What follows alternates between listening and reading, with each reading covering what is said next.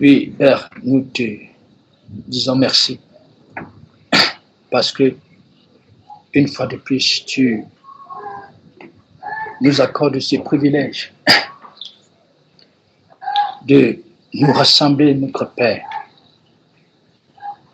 pour davantage nous laisser instruire par ta parole. Merci, notre Père, parce que tu as jugé bon nous donner de commencer à apprendre avec les voies de l'intelligence, les voies de la sagesse en le Messie Yeshua. Nous te bénissons parce que Yahvé, tu ne nous as pas crêtés, ou alors tu ne nous crêtes pas selon ta justice. Parce que s'il fallait que tu regardes, oui, notre Père, à ce que nous sommes, jamais personne de nous ne recevra quoi que ce soit de toi. Mais dans ta grande bonté, avec une crête selon ta miséricorde. Tu uses tellement de patience envers nous, tellement de tolérance, parce que ton souhait, c'est que tout homme parvienne à la connaissance de la vérité, à la pénétration de l'identité de Yeshua, afin qu'il soit sauvé, exempt du châtiment éternel. Nous te bénissons, notre Père, parce que nous en avons donc pas aujourd'hui, nous en avons pas, notre Père, à ce privilège qu'est de porter ton nom. Nous en avons pas à ce privilège qu'est de revêtir, notre Père, ton identité, ta nature en le Messie Yeshua. Nous qui étions autrefois errants, perdus, égarés, il t'a plu, Yahvé Adonai, de venir nous ressusciter. Nous te bénissons donc pour ces moments et nous te prions, oui Père, de créer des dispositions favorables pour chacun de nous, afin que les instructions, notre Père, que tu déverseras une fois de plus, aient ce pouvoir de libération, aient ce pouvoir de résurrection, aient ce pouvoir de rachat, oui notre Père, que ces instructions aient ce pouvoir, notre Père, de rédemption pour tout cela qui t'appartient dans le monde. Béni sois-tu, c'est par Yeshua ton Fils que nous te prions. Amen. Une fois de plus, bonsoir à tout le monde. Bonsoir à nos auditeurs sur le plateau Skype et bonjour à certains et aussi à tous ceux-là qui nous écoutent selon que le Seigneur le permet. Donc, le thème que nous allons aborder, comme cela a été annoncé par le frère Isaac, porte sur le Juif ou alors Israël. Qui est Juif ou alors qui est Israël? Personnellement, pour moi, c'est un thème extrêmement capital dans la mesure où quand nous recevons ce privilège de pénétrer véritablement l'identité du Juif ou alors d'Israël, véritable Israël, nous commençons, c'est-à-dire par la grâce qui nous est donnée, nous commençons à apprécier, c'est-à-dire à avoir une connaissance parfaite, non seulement de celui-là même qui s'est offert en holocauste pour nous racheter de la malédiction, mais aussi nous avons aussi en même temps cette connaissance de nous, de qui nous sommes réellement par le Messie Yeshua. Et pour moi, je réalise davantage, au fur et à mesure que le temps passe, aux fameuses instructions que le Père nous donne, que la promesse qui avait été faite lors de l'époque sacerdotale, ce qui est appelé Ancienne Alliance, cette promesse qui semblait, je dis bien qui semblait ne pas concerner les nations, alors les peuples étrangers, les peuples non juifs, je réalise davantage que cette promesse concernait tous les peuples selon le plan de Yahvé Adonai. Cette promesse concernait concernait tous les peuples de la terre. Et c'est la raison pour laquelle, quand on revient même d'abord à la Genèse, avant que nous recassions l'histoire selon les plans de Yahweh Adonai, si le Père nous le permet, quand on revient à la Genèse, il est clairement dit que Dieu fait l'homme à sa ressemblance et à son image. Dieu a fait l'homme à sa ressemblance et à son image. Il n'est pas dit que Dieu a fait les Juifs à sa ressemblance et à son image. Il dit que Dieu a fait l'homme à sa ressemblance et à son image. Et on ne dira jamais assez, l'homme dont il est clairement question, c'est le Maître, le Messie Yeshua, le Fils premier-né. Le Fils premier-né. Et c'est lui dont le Messie Yeshua qui vient élever tout humain, notamment ceux-là qui sont destinés à hériter avec le Père dans cette gloire. C'est-à-dire qu'il vient leur donner les possibilités d'accéder véritablement à cette identité, tout humain, d'accéder à cette identité juive. Parce que le véritable juif, comme nous allons le voir tout à l'heure, n'est pas celui qui l'est de la chair, comme le disait le frère Paul, mais c'est celui qui l'est de l'esprit.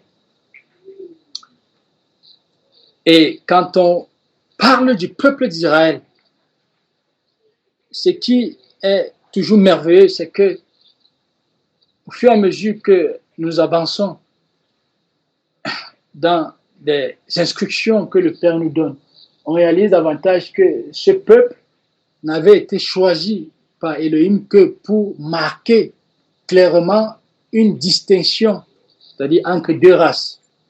Elohim qui voulait simplement révéler aux hommes qu'il y a la race des Elohim, c'est-à-dire des personnes qui lui appartiennent, qui sont appelés à hériter avec le Maître, et il y a la race des Satan, c'est-à-dire ceux-là qui, comme les Écritures le disent, qui sont marqués au fer rouge, des personnes qui ne sont pas destinées à croire, à recevoir le salut. Et c'est pourquoi, quand on voit même, on rentre même dans la Genèse, à partir des premières personnes que le Père a faites, on va commencer à partir d'Abel et Caïn. On voit deux types d'hommes. C'est-à-dire, on voit un homme qui est attaché à Elohim. Un homme qui reflète clairement l'identité. C'était vraiment prophétique, mais il reflète de manière prophétique l'identité du Messie Yeshua. Et on voit un autre homme, Caïn, qui est totalement gouverné par autre chose, qui est gouverné par une autre conscience que celle de son frère. C'était toujours dans le but de nous instruire, pour révéler clairement qu'il y a deux types d'hommes. C'est-à-dire des hommes qui sont prédisposés ou alors qui sont faits pour la perdition et ceux qui sont destinés à la vie. Et bien après Caïn, si on va descendre de manière progressive pour mieux percevoir, pour mieux comprendre, après Caïn et Abel, on va vivre une époque de celle de Noé, où il est clairement dit que lors de l'époque de Noé, tous les humains étaient livrés à des penchants, à des désirs, à des passions, à des ambitions qui sont totalement opposées à la pensée de Yahweh Adonai. Mais seul Noé trouva grâce aux yeux d'Élohim, parce que ses prédispositions étaient favorables. Ses prédispositions étaient, on va dire, bonnes pour recevoir le salut, pour recevoir la grâce. Donc, on voit toujours deux catégories, deux types d'hommes, deux catégories d'hommes. Quand on revient encore au niveau même d'Isaac, au niveau d'Abraham, on va d'abord toucher le cas d'Abraham. On voit Abraham, un personnage comme Abraham en qui Elohim va se révéler, Abraham qui va être tiré des nations. Abraham sera tiré des nations. C'est quelqu'un qui est étranger à Elohim. Il est étranger à la vie d'Elohim. Il va donc être tiré des nations. Et Elohim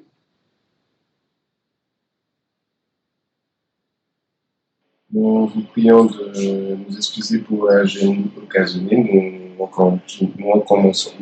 poursuivons nos études. Je te repasse la parole. Fort. Voilà. Donc, disait Abraham qui est donc suscité des nations, on dirait, païens. Païen veut simplement dire étranger à la vie d'Élohim.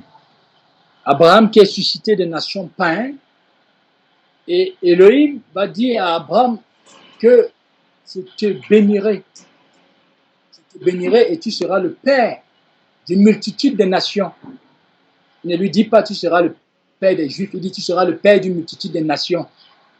Et quand on rentre bien dans les Écritures, il est bien précisé que Abraham a eu confiance en Elohim. Et ceci avait été imputé à justice. Ceci avait été imputé à justice. Et ceci s'est fait bien avant sa circoncision. Ceci s'est fait bien avant sa circoncision. Parce que, rappelons-nous toujours que la circoncision, toujours qui était un rituel, une image qui annonçait clairement la transformation même de nos cœurs à l'image du cœur de l'homme nouveau. Attention, le Didier, c'est qui? Oui, donc la circoncision était le signe, c'est-à-dire pour les Juifs qui marquaient leur appartenance à Yahvé Adonai. Et c'est la raison pour laquelle, selon les prescriptions que Elohim donnait par la bouche de Moïse, il disait clairement que tout étranger qui voudra célébrer la Pâque, c'est-à-dire les étrangers qui voulaient se reconnaître en lui par son peuple, il devait se faire circoncire. C'était vraiment un signe qui marquait l'appartenance à Yahvé Adonai. Et Abraham va donc recevoir cette faveur d'Elohim qui va le justifier. Une ligne qui va le justifier avant sa circoncision.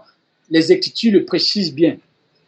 Et cet Abraham, dans son parcours, dans le parcours d'Abraham, on réalise que au fur et à mesure que Abraham avance dans la vie, son obéissance à la parole, par son obéissance aux instructions qu'il reçoit d'Elohim, on voit quelqu'un qui va subir une mutation, qui va subir une transformation, au point où il ne va plus s'appeler Abraham, mais il s'appelle Abraham.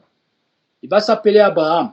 Si bien que, à un moment donné, le niveau de lien bien étant établi entre Abraham et son créateur, sa femme va l'appeler mon Seigneur. Sarah va l'appeler mon Seigneur. Ben, ce n'est pas Abraham qui est Seigneur, mais seulement Sarah contemple. Elle contemple toute la gloire, toute la beauté, toute l'intelligence et la sagesse de Yahvé Adonai au travers de son mari. Au travers de son mari. Donc, on voit vraiment quelqu'un qui va épouser cette identité juive, s'il faut même le dire, de manière prophétique. Il va vraiment épouser cette identité juive. Et il va donc lui dire, tu seras le père d'une multitude de nations. Tu seras le père d'une multitude de nations. Il y a cela quelques jours, le père m'instruisait de manière inouïe, c'est-à-dire en termes de l'identité. Quand on parle de l'identité, hein, très souvent, le langage qui est parfois utilisé dans le monde, on parle de nationalité. Hein, c'est pourquoi on peut parfois dire que quelqu'un a la nationalité française. Donc, il a une identité française. En réalité, dans le mot nationalité, il y a identité parce que la France, en elle-même, c'est une identité. La France, c'est une identité.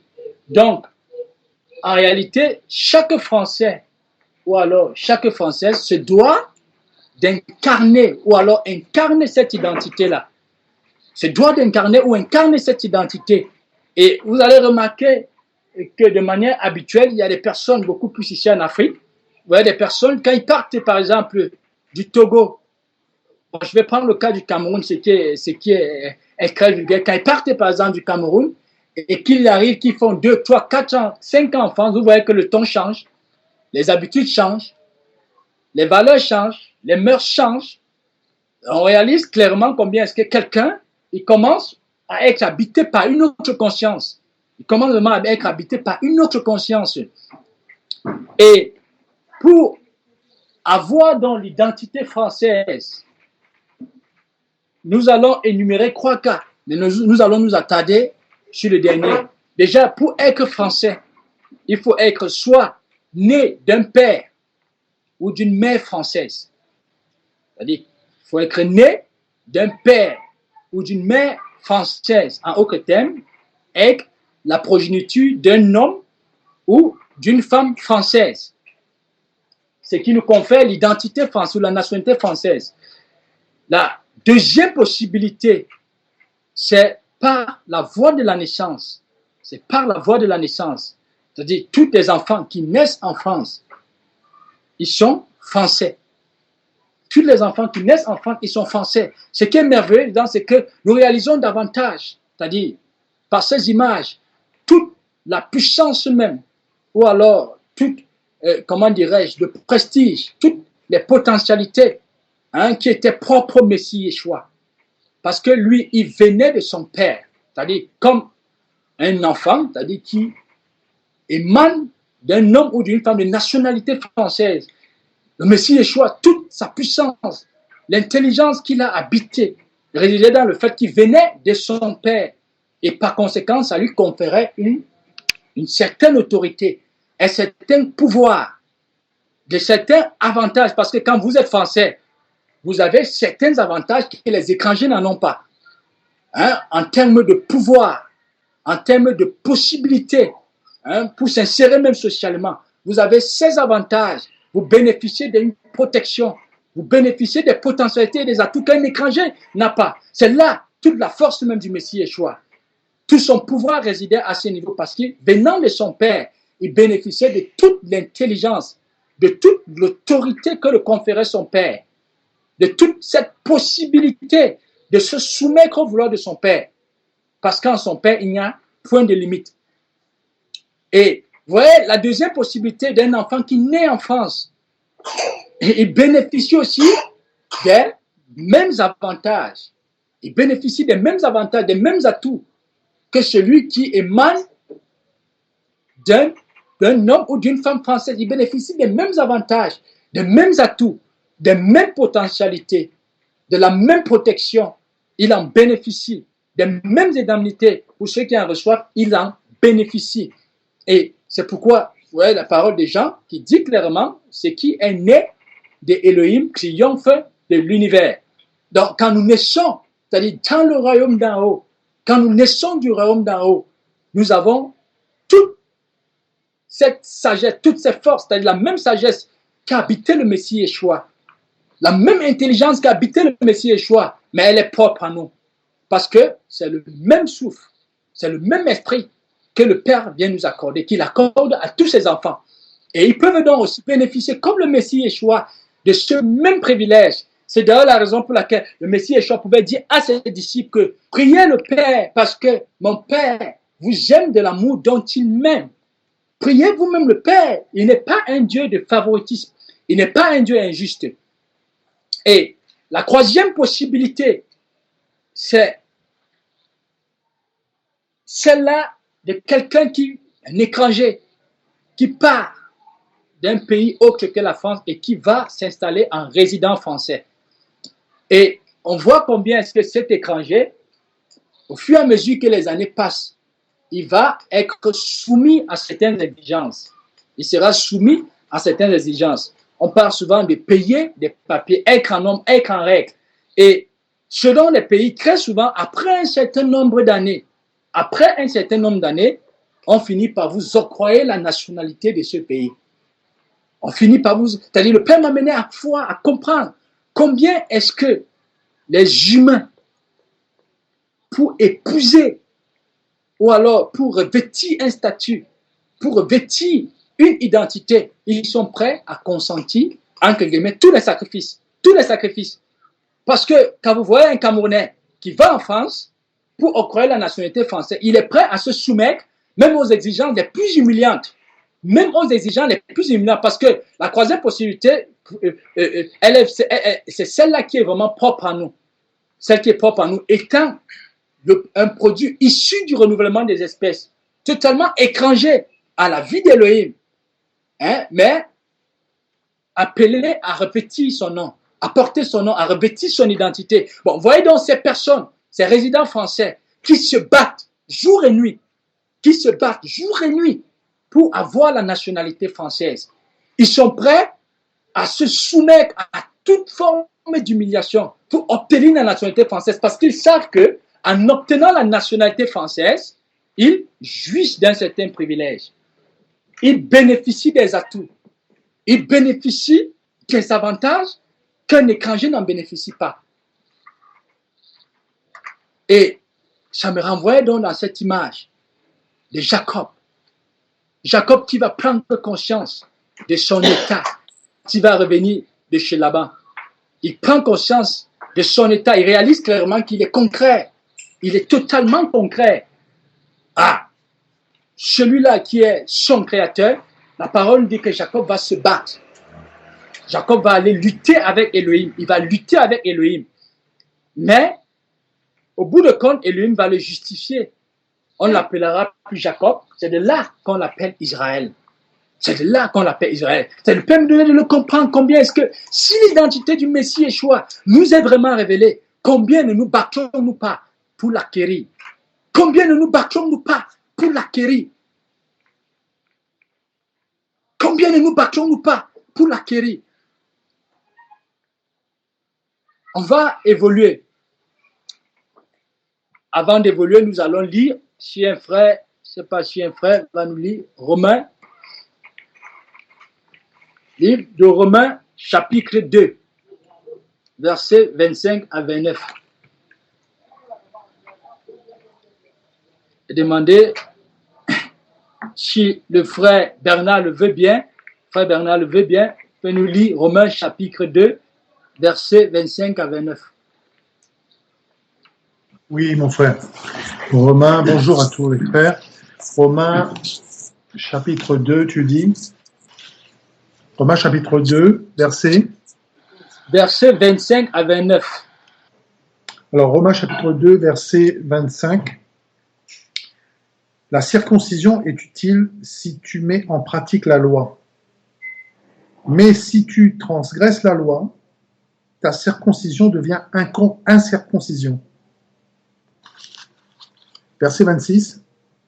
Si donc l'incirconcis observe les ordonnances de la loi, son incirconcision ne sera-t-elle pas tenue pour circoncision? 27. L'incirconcis de nature qui accomplit la loi ne te commandera-t-il pas, toi qui la transgresses, tout en ayant la lettre de la loi et la circoncision? 28. Le juif, ce n'est pas celui qui en a les dehors, et la circoncision, ce n'est pas celle qui est visible dans la chair. 29. Mais le juif, c'est celui qui l'est intérieurement, et la circoncision, c'est celle du cœur, selon l'esprit, et non selon la lettre. La louange de ce juif ne vient pas des hommes, mais d'Élohim. Amen. On peut s'arrêter là.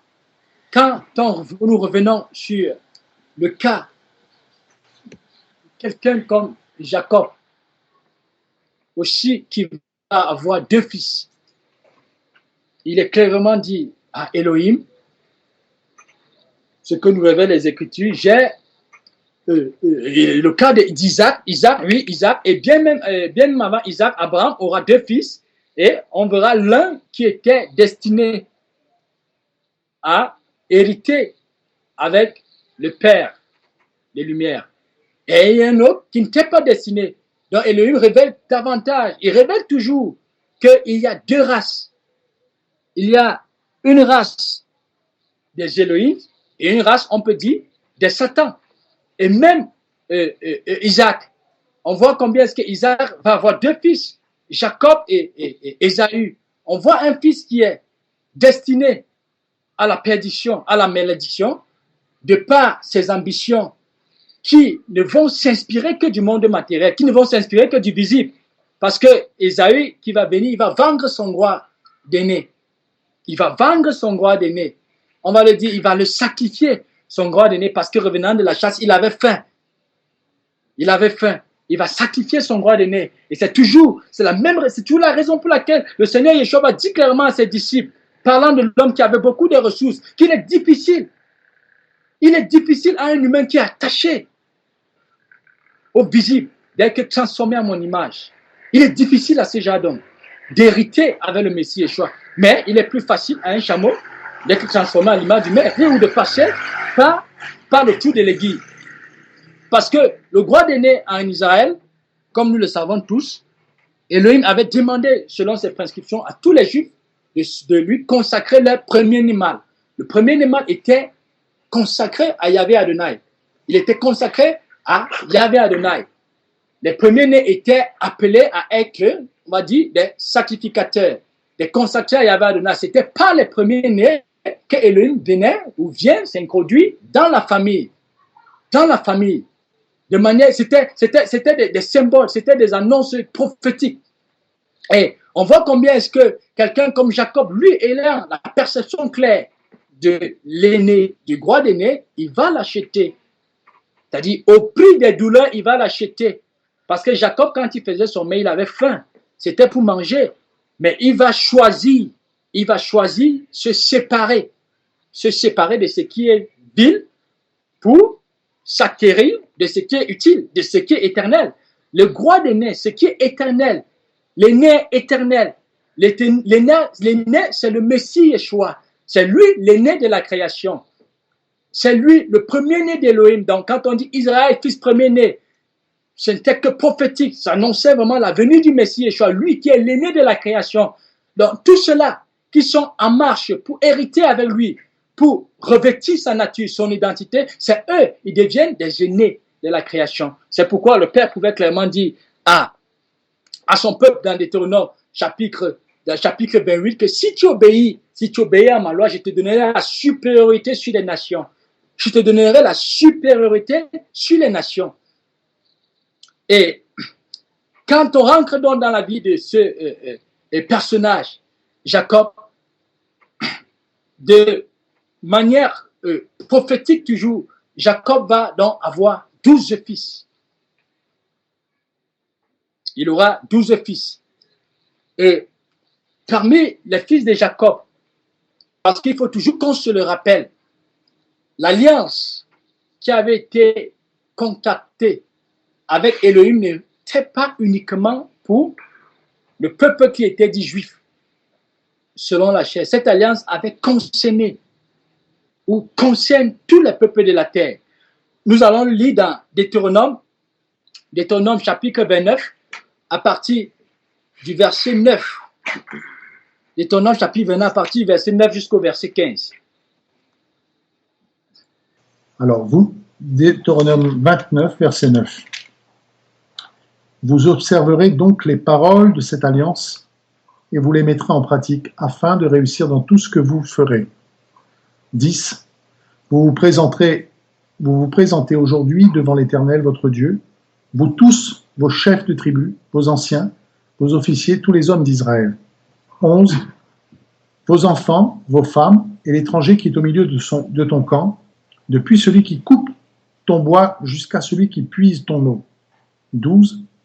Tu te présentes pour entrer dans l'alliance de l'Éternel, ton Dieu, dans cette alliance contractée avec serment, et que l'Éternel, ton Dieu, traite en ce jour avec toi. 13. Afin de t'établir aujourd'hui pour son peuple et d'être lui-même ton Dieu, comme il te l'a dit, et comme il a juré à tes pères, Abraham, Isaac et Jacob. 14. Ce n'est point avec vous seuls que je traite cette alliance contractée avec serment. 15. Mais c'est avec ceux qui sont ici parmi nous, présents en ce jour devant l'Éternel notre Dieu, et avec ceux qui ne sont point ici parmi nous en ce jour. 16. Vous savez de quelle manière nous avons habité dans le pays d'Égypte et comment nous avons passé au milieu des nations que vous avez traversées. 17.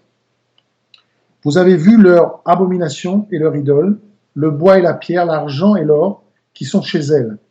18.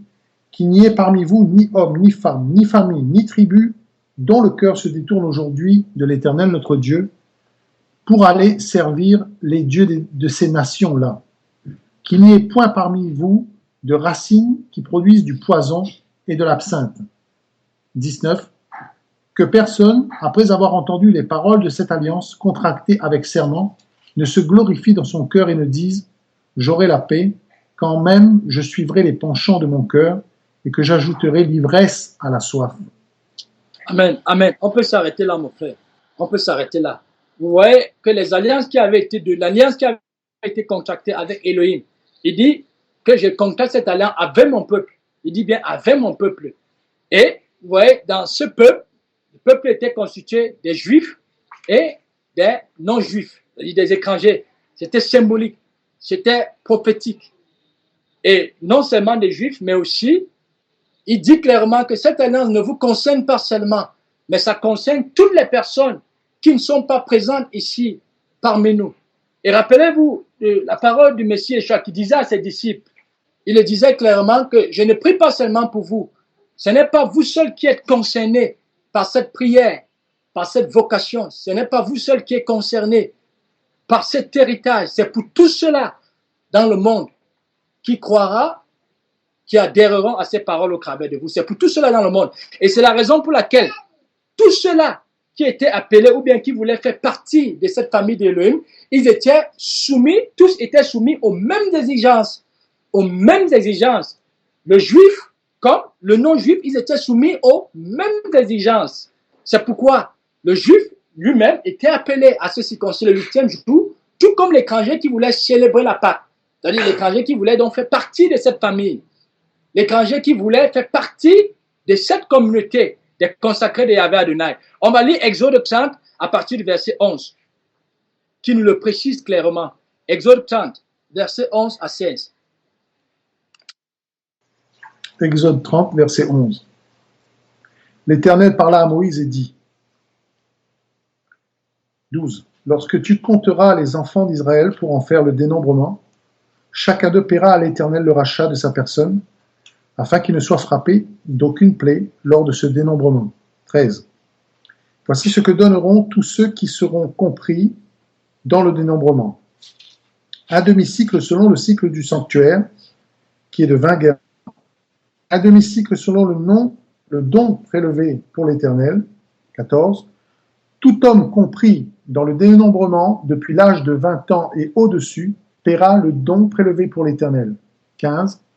Le riche ne paiera pas plus et le pauvre ne paiera pas moins d'un demi-cycle, comme don prélevé pour l'Éternel, afin de racheter leur personne. 16. Tu recevras des enfants d'Israël l'argent du rachat et tu l'appliqueras au travail de la tente d'assignation. Ce sera pour les enfants d'Israël un souvenir devant l'Éternel pour le rachat de leur personne. Amen. Voilà, on voit ici que l'exigence, elle est la même. Il dit à Moïse, Elohim, il dit clairement à Moïse que tout enfant, tous ceux qui sont appelés à faire partie de ma maison devra se racheter. Il devra se racheter. C'est pourquoi nous avons pris le 3e cas en termes de l'identité que les humains qui sont destinés à hérir avec le Messie Yeshua vont revêtir. Nous avons pris ce 3e cas, c'est-à-dire des personnes qui se recouvrent enfants, mais qui vont se battre genoux pour revêtir l'identité française. C'est-à-dire c'est un peu comme une forme de rachat. Tout cela qui étaient appelés à hériter avec le Maître, oui, à hériter avec le Maître, à faire partie de la famille d'Elohim, ils étaient appelés à se racheter. Tous. Et il est clairement dit que le juif n'en paiera pas plus et le pauvre n'en paiera pas moins. Parce que vraiment le riche, celui qui est supposé riche ici comme étant, c'est-à-dire le juif selon la chair et le pauvre comme étant l'étranger. Mais il précise clairement que le riche n'en paiera pas plus, le pauvre n'en paiera pas moins. Donc l'exigence était les mêmes. L'exigence était les mêmes. Et il dit que afin que vous ne soyez pas frappés lors du recensement, c'était extrêmement prophétique. Parce que Yahvé Adonai, il y a un jugement qui vient s'abattre sur la terre. Et ceux-là qui sont exempts de ce jugement, ce sont ceux qui se sont rachetés devant Yahvé Adonai. Autrement dit, ceux qui ont revêtu sa nature, ceux qui revêtent son identité. Oui, ceux qui revêtent son identité. C'est pourquoi il dit clairement dans Apocalypse chapitre 3 au verset 10, parlant de la communauté de Philadelphie, puisque tu as gardé ma parole, je te garderai lors de la grande tentation qui viendra s'abattre sur la terre. Il parle là des personnes qui s'étaient rachetées, des personnes qui, par leur obéissance à la vérité, vont revêtir la nature du Messie Yeshua, vont revêtir la nature de Yahvé Adonai par le Messie Yeshua. C'était extrêmement prophétique, extrêmement prophétique. Il dit, ceux-là qui devraient se racheter, ils devraient être exemptés du fléau qui s'abattra. Donc, il y avait ici, il révèle clairement qu'il n'est pas un Dieu de favoritisme. Et depuis longtemps, depuis la nuit des temps, il avait toujours prévu, il a toujours voulu que tous les humains fassent partie de sa famille. C'est pourquoi il y a ce passage des Écritures qui dit que le souhait d'Élohim, c'est que tout homme parvienne à la connaissance de la vérité, qu'il soit sauvé. Et quand on revient même encore à la Genèse, voyons un personnage, quelqu'un comme Moïse qui, par son obéissance à la vérité, devient le bras d'Élohim. Il devient un instrument entre les mains d'Élohim. Élohim va donc l'envoyer en Égypte. Pour retirer son peuple au travers de lui, pour sauver son peuple, pour le faire sortir de l'Égypte, afin qu'il aille dans le désert pour l'adorer. Ce qui est merveilleux, c'est que il est clairement révélé dans les Écritures, quand nous sommes vraiment attentifs, que ce n'est pas uniquement les Juifs qui étaient sortis. Ce n'est pas uniquement les Juifs de souche qui étaient sortis. Même les étrangers étaient sortis. Les étrangers, c'était symbolique. Même les étrangers étaient sortis de l'Égypte. Mais pourtant, il y a les Juifs, selon la chair, qui étaient restés en Égypte. Parce qu'il y en a qui avaient trouvé, je dirais, entre guillemets, grâce, c'est-à-dire selon la conscience corrompue, qui avaient trouvé grâce au sein de l'administration égyptienne, dont ils servaient pour l'Égypte. Cela n'était pas resté. Il n'était pas resté. Et vous voyez que le peuple juif, avant déjà, quand il entre en Égypte, il est totalement séparé, il est bien éloigné des Égyptiens. Il va aller s'installer à Goshen. Parce que les Juifs avaient cette vocation, la plupart, les Juifs étaient des bergers. Et les Égyptiens avaient en horreur les bergers. Ce qui fait que le territoire dans lequel ils s'étaient installés était bien éloigné du territoire des Égyptiens. Et il a clairement dit à ses enfants, c'est-à-dire à cette communauté de personnes qui manifestaient vraiment ce désir de sortir de l'Égypte, il va leur dire, quand vous sortirez, vous dépouillerez vos voisins. Vous dépouillerez vos voisins. Mais c'était des Juifs, ça veut dire ceux-là qui ne consentaient pas, ceux-là en qui, pour eux, l'Égypte était un succès. Donc, en réalité, ce n'étaient pas des Juifs. Parce que s'il faut que nous entrons véritablement dans l'identité, ce n'étaient pas des Juifs parce qu'ils ne se reconnaissaient pas en Yahvé Adonai, par Moïse. Ils ne se reconnaissaient pas. Ils vont choisir rester en Égypte. Mais ceux qui se reconnaissaient, ceux-là qui, de manière prophétique, étaient habités par cette identité, ils vont sortir avec Moïse. Et non pas seulement eux, mais aussi les étrangers, des étrangers. Et avant même que Moïse ne descende en Égypte, c'était toujours une annonce révélant clairement que Elohim appelle tout humain à la vie. Il n'est pas méchant. Parce que moi, parfois, quand j'entends certaines personnes s'exprimer, mais tu réalises clairement combien est-ce que les gens sont complexés. Les gens sont complexés, sont complexés. Parce que pour eux, le juif, selon la chair, a certains avantages ou bien a certains atouts qu'il n'en a pas. Et tu le perçois clairement. Et on voit Moïse donc qui va aller épouser une étrangère. Parce que la femme de Moïse n'était pas égyptienne. La femme de Moïse n'était pas égyptienne, elle était madianite. Et Moïse va avoir 2 fils avec cette femme. Et les fils que Moïse aura, ils vont s'accomplir dans le sacerdoce lévitique. C'était symbolique, révélant clairement, parce que vraiment Moïse ici, comme le Messie Yeshua, qui vient chercher une épouse qui est prédisposée à le suivre au prix de tout. Une épouse qui est prédisposée à hériter, à s'attacher à lui afin d'être aussi un instrument de productivité. Voilà, donc Moïse qui va épouser une Égyptienne. Et la femme de Moïse va lui donner 2 enfants qui vont s'accomplir dans le sacerdoce lévitique. Ils seront des Lévites. Ils font partie de la grande famille des sacrificateurs. Et Quand on revient donc, même au niveau de Jacob, Jacob qui aura 12 fils, et il est clairement révélé dans les Écritures que Joseph, selon le plan de lui, va être transporté en Égypte. Il va être transporté en Égypte. Et arrivé en Égypte, Joseph, on va même lui attribuer un autre nom. Parce que le pharaon, vraiment symbolisant l'impie, va tenter de détruire Joseph. C'est-à-dire, tout comme ça a été le cas avec Daniel. Ils vont lui attribuer une autre identité.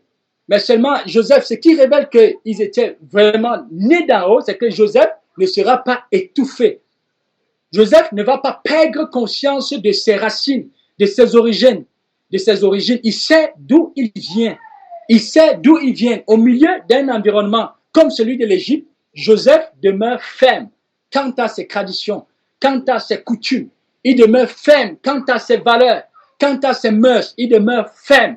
C'est pourquoi l'apôtre Jean peut dire dans 1 Jean, chapitre 1, verset 19, que nous savons que nous sommes des dieux, mais nous savons que le monde est sur la coupe des démons, est sur la puissance des ténèbres, est sur la puissance du diable. On voit toute la puissance que Elohim confère à ses enfants par son esprit, parce qu'ils ont le pouvoir, même au milieu d'un environnement aussi violent, aussi difficile, ils ont le pouvoir de se conformer au vouloir d'Elohim.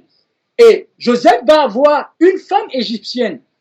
Il va avoir une femme égyptienne qui va lui faire 2 enfants, Ephraim et Manassé.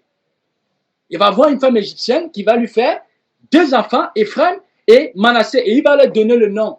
Il va leur donner le nom d'Ephraim. C'est le nom qui est conforme aux événements. Ces noms sont conformes aux événements que Joseph a subis. Aux événements que Joseph subit en Égypte. Et c'était toujours prophétique. Et nous voyons clairement que Jacob, donc, quand il va vouloir partir de son corps, on va le lire dans Genèse chapitre 48. Genèse chapitre 48, à partir du verset 10 jusqu'à la fin, et chapitre 49, premier verset jusqu'au verset 5. Genèse 48.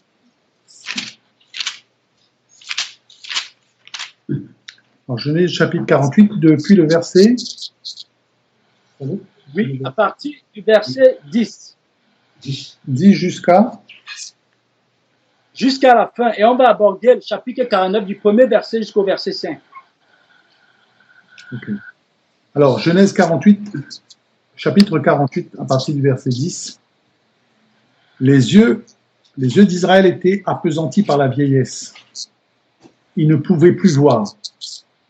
Joseph les fit approcher de lui, et Israël leur donna un baiser et les embrassa. 11. Israël dit à Joseph, je ne pensais pas revoir ton visage, et voici que Elohim me fait voir même ta postérité. 12. Joseph les retira des genoux de son père et se prosterna en terre devant lui. 13. Puis Joseph les prit tous deux, Ephraïm de sa main droite à la gauche d'Israël, et Manassé de sa main gauche à la droite d'Israël. Et il les fit approcher de lui. Israël étendit sa main droite et la posa sur la tête d'Ephraïm, qui était le plus jeune. Et il posa sa main gauche sur la tête de Manassé. Ce fut avec intention qu'il posa ses mains ainsi, car Manassé était le premier-né. 15. Il bénit Joseph et dit, qu'Élohim en présence duquel ont marché mes pères, Abraham et Isaac, Elohim qui m'a conduit depuis que j'existe jusqu'à ce jour. Que l'ange qui m'a délivré de tout mal bénisse ses enfants, qu'ils soient appelés de mon nom et du nom de mes pères, Abraham et Isaac, et qu'il multiplie en abondance au milieu du pays. 17. Joseph vit avec déplaisir que son père posait sa main droite sur la tête d'Éphraïm. Il saisit la main de son père pour la détourner de dessus la tête d'Éphraïm et la diriger sur celle de Manassé. 18. Et Joseph dit à son père, pas ainsi, mon père, car celui-ci est le premier-né. Pose la main droite sur sa tête. 19. Son père refusa et dit, je le sais, mon fils, je le sais. Lui aussi deviendra un peuple, lui aussi sera grand, Mais son frère cadet sera plus grand que lui, et sa postérité deviendra une multitude de nations. 20. Il est béni ce jour-là et dit, c'est par toi qu'Israël bénira en disant, qu'Élohim te traite comme Éphraïm et comme Manassé. Et il mit Éphraïm avant Manassé. 21. Israël dit à Joseph, voici je vais mourir, mais Élohim sera avec vous, et il vous fera retourner dans le pays de vos pères. 22. Je te donne de plus qu'à tes frères une part, que j'ai prise de la main des Amoréens avec mon épée et avec mon arc. Chapitre 49, verset 1. Jacob rappela ses fils et dit, assemblez-vous, et je vous annoncerai ce qui vous arrivera dans la suite des temps. 2. Rassemblez-vous et écoutez, fils de Jacob. Écoutez, Israël, votre père. 3. Ruben, toi mon premier-né, ma force et les prémices de ma vigueur, supérieur en dignité, supérieur en puissance. 4. Impétueux comme les eaux, tu n'auras pas la prééminence, car tu es monté sur la couche de ton père. Tu as souillé ma couche en y montant. 5. Siméon et Lévi sont frères, leurs glaives sont des instruments de violence. 6. Amen. Amen. Mon frère, on peut s'arrêter là. Donc, comme nous le disons, Joseph qui aura 2 fils en Égypte avec une Égyptienne. Donc, en réalité, les fils de Joseph sont des Égyptiens. Nous ne le dirons jamais assez, c'était extrêmement prophétique. Prophétique, annonçant clairement que le Messie Yeshua, lui, il vient racheter des hommes de toute langue, de toute nation, de tout peuple, oui, notamment ceux-là qui sont prêts à le suivre, qui sont prêts à se soumettre au vouloir de son Père. Et Jacob, ici, qui n'est qu'une symbolique, et aussi une symbolique de Yahvé Adonai, hein, ou bien de Yahvé Adonai par le Messie Yeshua, il va adopter les fils de Joseph. Il va les adopter. La parole déclare qu'il va les bénir. Il va les donner le statut de premier-né. Il va les bénir, il va les donner le statut de premier-né. Et il est clairement dit qu'il va embrasser. Hein, il va embrasser Ephraim, il va embrasser Ephraim et Manassé. C'est-à-dire, voyons vraiment ça dans cette dimension de transfert. Hein, dans cette dimension de transfert, de pénétration. Parce que rappelez-vous, selon les prescriptions de purification des fautes que Yahvé avait donné à Moïse, quand un homme avait fauté et qu'il apportait le bouc ou alors un taureau, le sacrifice d'expiation, il fallait qu'il pose sa main. Il devait poser sa main sur le taureau et il devait être considéré comme étant pur. Hein, le taureau ou bien alors ici le bouc qui symbolisait toujours le maître. Quand Jean-Baptiste va dire, voilà l'agneau de Dieu qui vient ôter le péché du monde. Donc Jacob, il y a dans cette dimension de transfert. Il va communiquer à Ephraim et Manassé qui sont supposés être des Égyptiens. Il va les communiquer son être. Et il va les considérer comme ses fils premiers-nés. Il va les considérer comme ses fils premiers-nés. Et quand le texte que nous avons lu, il dit à son fils Joseph, il dit, c'est pas eux, c'est eux. Mon nom suivra par Manassé et par Ephraim. Mon nom suivra par Manassé et par Ephraim. Manassé qui est petit-fils. Mon nom suivra par Manassé et par Ephraim. C'est par Manassé que les Israélites seront bénis. Parce que Siméon n'est plus aîné. Siméon s'est corrompu en allant avec la couche de son père. Ruben s'est corrompu. Ruben, autant pour moi, s'est corrompu en allant avec la couche de son père. C'est la raison pour laquelle l'apôtre Paul le décrit clairement. Puisque les Juifs, selon la chair, ne sont pas souciés de connaître Elohim, Elohim les a livrés pour un temps dans l'aveuglement. C'est-à-dire celui qui était supposé être premier-né, il s'est corrompu. Les Juifs, ils se sont corrompus. Vous allez d'ailleurs voir que la plupart des élites, l'élite intelligentielle dans le monde, la plupart sont des Juifs. Parce que ce sont des personnes qui, ayant tourné le dos à Elohim, ils ont ouvert leur esprit à l'impie. Et ce sont des intelligences. Sont des intelligents dans le mensonge, dans la méchanceté. Mais lui, eux qui étaient donc considérés comme des premiers-nés, Ruben, il va tourner son dos. Et Jacob dit clairement que tu n'es plus premier-né. Tu n'as plus la prééminence. C'est Ephraim et Manassé qui deviennent premiers-nés. Parce que tu t'es corrompu. Tu as corrompu ta nature. Et vous voyez, ce sont des prophéties que même les personnes comme Ésaïe avaient annoncées longtemps avant. Il avait annoncé longtemps avant. On va aller dans Ésaïe chapitre 19, à partir du verset 14 jusqu'au verset 25. Donc Ésaïe 19, 14 à 25. L'Éternel a répandu au milieu d'elle un esprit de vertige, pour qu'il fasse chanceler les Égyptiens dans tous leurs actes. Comme un homme ivre chancelle en vomissant. 15. Et l'Égypte sera hors d'état de faire. Ce que font la tête et la queue, la branche de palmier et le roseau. 16. En ce jour, l'Égypte sera comme des femmes. Elle tremblera et aura peur, en voyant s'agiter la main de l'Éternel des armées, quand il la lèvera contre elle. 17. Et le pays de Juda sera pour l'Égypte un objet d'effroi. Dès qu'on lui en parlera, elle sera dans l'épouvante, à cause de la résolution prise contre elle par l'Éternel des armées. 18. En ce temps-là, il y aura 5 villes au pays d'Égypte qui parleront la langue de Canaan et qui jureront par l'Éternel des armées. L'une d'elles sera appelée ville de la destruction. 19. En ce même temps, il y aura un autel à l'Éternel au milieu du pays d'Égypte et sur la frontière un monument à l'Éternel. 20. Ce sera pour l'Éternel des armées un signe et un témoignage dans le pays d'Égypte.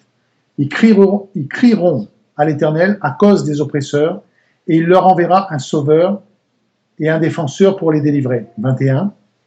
Et l'Éternel sera connu des Égyptiens. Et les Égyptiens connaîtront l'Éternel en ce jour-là. Ils feront des sacrifices et des offrandes. Ils feront des vœux à l'Éternel et les accompliront. 22. Ainsi l'Éternel frappera les Égyptiens. Il les frappera, mais il les guérira. Et ils se convertiront à l'Éternel, qui les exaucera et les guérira. En ce même temps, 23, en ce même temps, il y aura une route d'Égypte en Assyrie. Les Assyriens iront en Égypte et les Égyptiens en Assyrie. Et les Égyptiens avec les Assyriens serviront l'Éternel. 24. En ce même temps, Israël sera, lui, troisième, uni à l'Égypte et à l'Assyrie. Et ces pays seront l'objet d'une bénédiction. 25. L'Éternel des armées les bénira en disant « Béni soit l'Égypte, mon peuple, et l'Assyrie, œuvre de mes mains, et Israël, mon héritage. » Amen.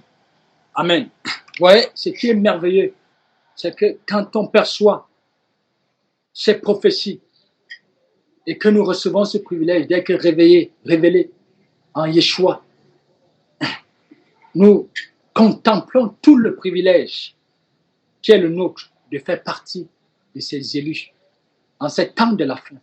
Nous contemplons tout le privilège qui est le nôtre de faire partie de ses fils en ces temps de la fin. Et vous voyez, il est clairement dit, l'Éternel frappera l'Égypte et l'Égypte se tournera vers l'Éternel. L'Égypte retournera à l'Éternel, il se convertira. Ça nous donne davantage de percevoir combien la voie de la repentance, la voie du salut, c'est le sentier qui mène à la croix. C'est le sentier qui mène à la croix. Et le Messie Yeshua disait, ce ne sont que ceux-là qui passent par le chemin et croient qu'on y a accès. Il y en a beaucoup qui passent par la porte large, mais seul le chemin et croix, seule la voie étroite mène au salut. Seule la voie étroite mène au salut. Et quand on descend davantage à la Genèse 48, vous n'avez pas le temps de le lire, parlant des bénédictions que Jacob va émettre à l'égard de ses enfants, à l'égard de sa descendance. C'est-à-dire ces 12 fils qui sont appelés à constituer le peuple d'Israël. Manassé qui devient premier-né à la place de Ruben, et Jacob va associer Siméon et Lévi. Il va associer Siméon et Lévi.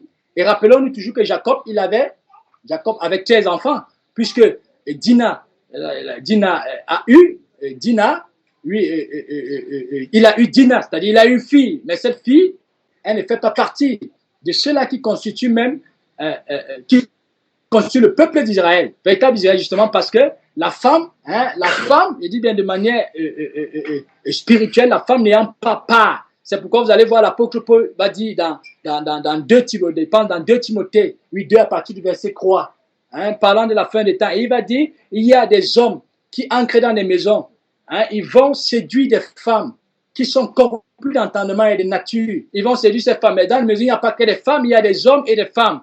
Le problème, c'est que l'homme, c'est-à-dire la véritable identité de l'homme, c'est celle que le Messie Yeshua révèle.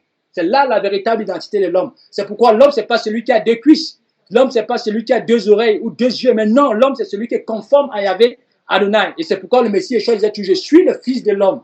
C'était extrêmement prophétique. Je suis le fils de l'homme. Donc, ces 12 personnes constituent donc le peuple d'Israël. C'est-à-dire Ephraim et Manassé étant considérés comme une tribu, et Simeon et Lévi qui vont être jumelés pour constituer une autre tribu. Ces 12 filles constituent donc le tout Israël.